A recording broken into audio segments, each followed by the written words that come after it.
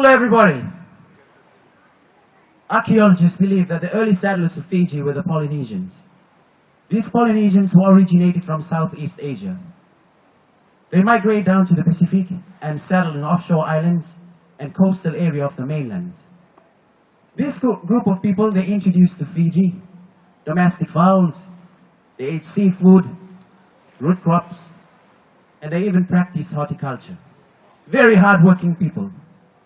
After 500 years later, another wave of people came into Fiji, and they were oceanic Negroids, originated from Papua New Guinea, Vanuatu, and the Solomons. This group of people, they ate seafood, root crops, and human flesh. They introduced to Fiji cannibalism. They pushed these Polynesians, and then the Polynesians continued their journey to the eastern part of the Pacific and formed the Polynesian group, people from many islands. The dance that we're about to show to you is called Orama.